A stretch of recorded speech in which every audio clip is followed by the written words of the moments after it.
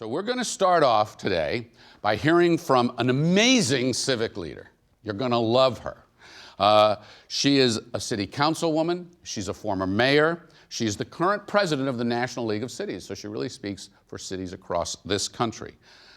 She comes from Joplin, Missouri. That's the southwestern corner of the state. Population about 50,000. They got started with mines, lead and zinc and other kinds of mines, and they've tried to diversify their economy, obviously. Bonnie and Clyde hung out there once upon a time. They have that claim to fame, too.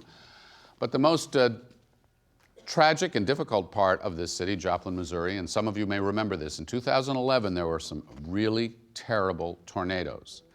And these terrible, terrible tornadoes tore into Joplin, Missouri. And these terrible tornadoes destroyed something like 8,000 homes, 18,000 cars, 400 businesses, and more than 160 people died. Joplin went back to work to rebuild their city, to rebuild it as a resilient city and a sustainable city. So what is the story of Joplin and the story of these other cities? I would like you to hear that now, and I'd like you to welcome our first speaker of the day, ladies and gentlemen, Councilwoman Melodee Colbert-Kean.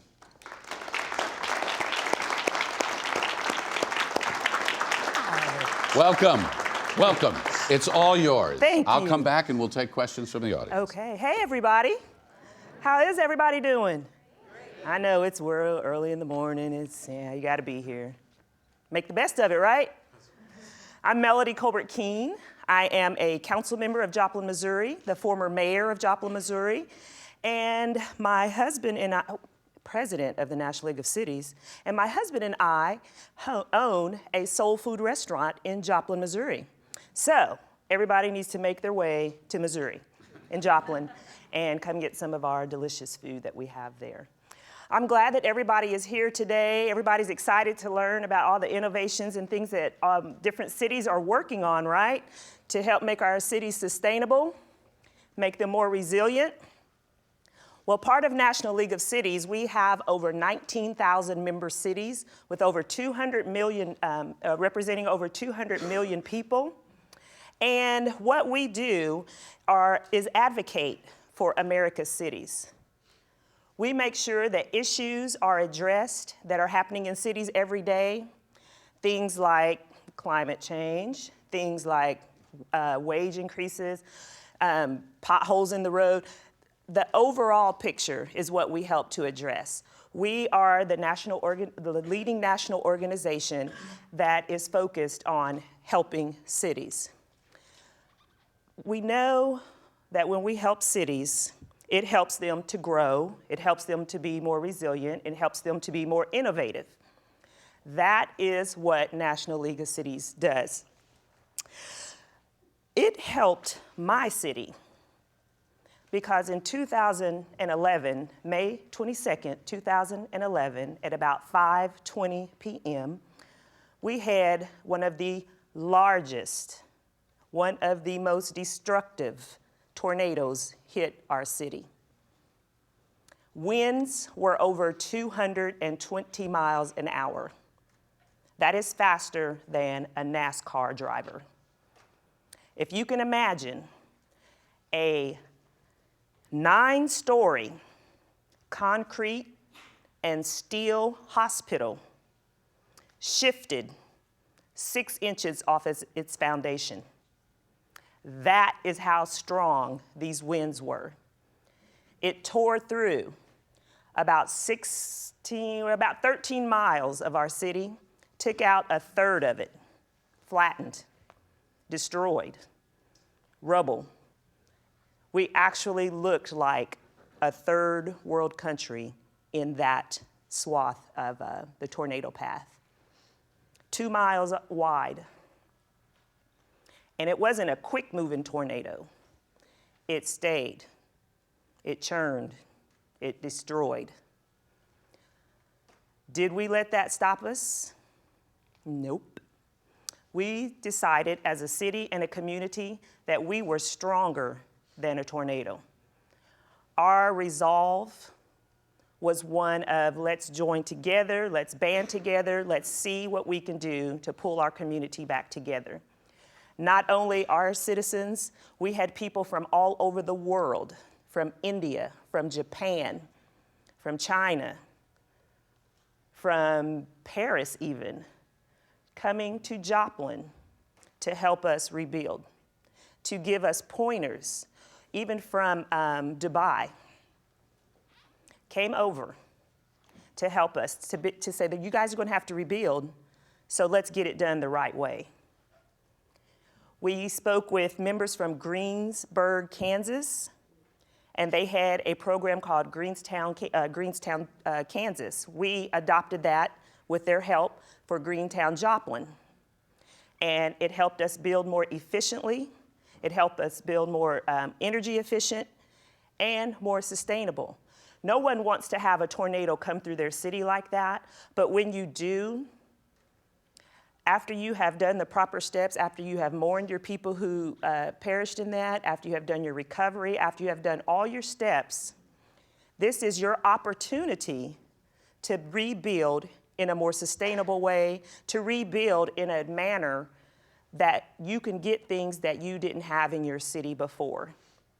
We did more green trails. We did more sustainable buildings. We even implemented a little bit of solar. We're not where we would like to be, because where we would like to be is 100% recovered. But we are about 85, 90%. The glaring difference that you see now is that the trees are still gone. When you're flying in, you can see the swath of newness built, but there's no trees. It took out probably somewhere over 15,000 trees. So we have worked with the Department of Conservation, not conversation, and they have donated a lot of trees to us. We've had the Arbor Foundations and different organizations like that to donate, and we've planted trees. We're giving away trees. Earth Day tomorrow. We're giving away trees in Joplin also on that. And it's just very important that when you're in your city, you recognize what you can do for your city. If you're a business owner, you know, rebuilding is everybody's responsibility to make it sustainable. We're not going to be here forever. Our kids and kids and kids after that will. They're going to be carrying on. And if we don't leave the planet, our cities, in a better shape than what we found them in, what are they going to have? What's going to be left for them? So that was one thing we wanted to make sure that we did, rebuild in a sustainable manner. And like I was saying, now we have trails, now we have bike lanes, now we have green pocket parks. We have areas where you can just walk through and sit down and enjoy a little, I guess you don't call it a lake, a pond, or what would you call that? Just a body of water. You can sit down and watch the fish swim. But those are the kind of things that people are looking for. They're migrating back to cities. It was everybody moved out to the rural areas. Now they're migrating back to cities. And they're looking for these amenities. They're looking for apartments that are sustainable. They're looking for the solar. They're looking for energy efficient. They don't want to have their air running all day. They want to see ways that they can have it, but then you have, everybody operates from your phone now. So push a button, oh, my air went down, or it went up, you know, adjusting it that way. And I know a lot of the students in here probably know how to do that already, right? How many know how to do that? Students? Nobody? Okay, so I see a lady back there. She's not ashamed to say it. She's ahead of the curve. But that's things that people are looking for. And I personally wasn't affected as far as any of my physical belongings or my family's, but everybody that was in Joplin was affected to a certain degree when that tornado hit. And it's all of our duties and all of our responsibilities to make sure that we continue rebuilding our city in a way that's going to be sustainable, that's going to be resilient, and that's going to be better than the shape that we left it in. So I hope you guys enjoy your conference today. You have some dynamic speakers and panelists that's going to be on here today. Gina McCarthy, she is excellent, the administrator of the EPA. She's a friend of National League of Cities. Just recently, she did speaking for us at our conference in March, and she addressed the Flint, Michigan water crisis. So that is very, very important, but that's another thing about the infrastructure in cities that is declining. It is old and outdated, and that's something also that we need to look for in how we can address that. How can we change out these pipes? How can we fix our roads? How can we rebuild these buildings to where they're going to last and withstand some of these pressures? So thank you for your time. I appreciate it, and enjoy your conference. Thank you so much. Thank you so much. So we're going to take a few minutes now for questions, and we're going to be coming to the floor for questions too. So it's early, but kind of imagine that fourth cup of coffee going through your brain. So some questions. So a couple things to get us started though here. One, in rebuilding, yes, what would you say is the thing that you did in the rebuilding that's the most different, the most innovative, since we're all about innovations here, that you implemented? The most would probably be we actually put a moratorium on rebuilding. Oh, you stopped people from rebuilding? We stopped it. We stopped it completely. Because? We had to get the debris out of the way.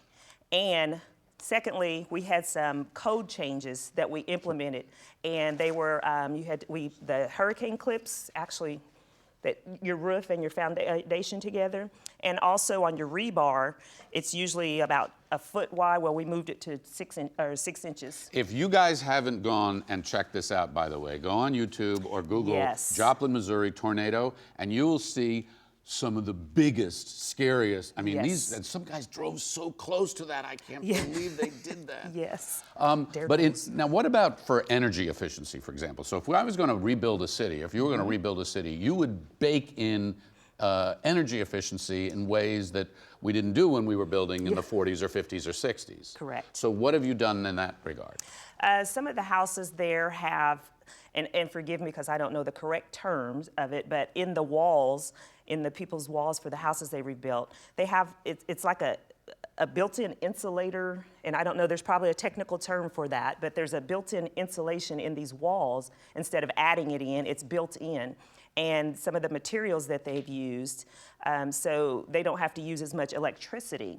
And a lot of them have dual solar, they have the solar panels, and so everything's not relying on using the coal burning electricity and that kind of thing. Well, you didn't require solar panels. We didn't require them, no. Why not say, okay, you're rebuilding, 21st century, you got to put solar on the roof? Well, we met a little opposition from the community because everybody's not educated because of the cost. So how do you educate people? Well, what's the story, right? What's the story you tell? And that's true. You get out and you get as much information as you can, and you show them the cost savings in the long run, because yes, sometimes you have to pay a little bit more in the outlay, but in the long run, you have cost savings and you have this dual energy source. And the sun is forever, right? Did the state pitch in to help people make some of these choices? Did they get money from the feds to help, or were they pretty much on their own still? Unfortunately, with the solar, they were on their own. So we're still not investing really in the way we should be. There's a lot of work to be done. Okay, how about some questions from the audience? Who wants to get us started? Tell us who you are and where you're from. Oh wait, got a mic coming so we can all hear. Hi guys, welcome. Where are you from? Where are you from? You didn't know I was going to do that, did you? Where are you from? Massachusetts. Where in Massachusetts? Amherst. College? Right around there. Okay. All right, go ahead. With regard to the solar panels, how did the utilities help you with encouraging people to do the solar paneling?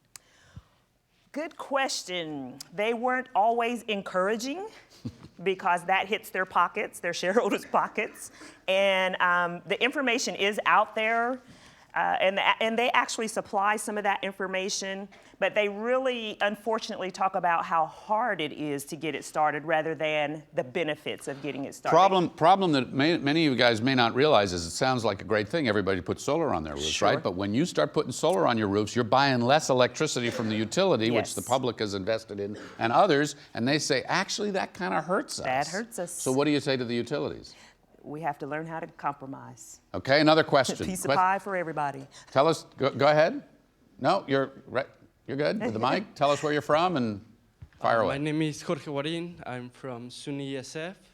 And my question is, do you think that as a society we need some kind of disaster to make such drastic changes?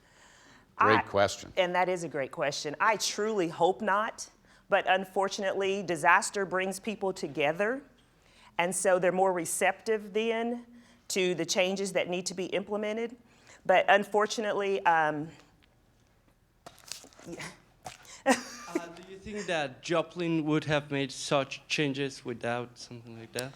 there are some of us on council who would like to have seen those changes started a while back ago before the tornado, but we're not going to complain because they are happening now.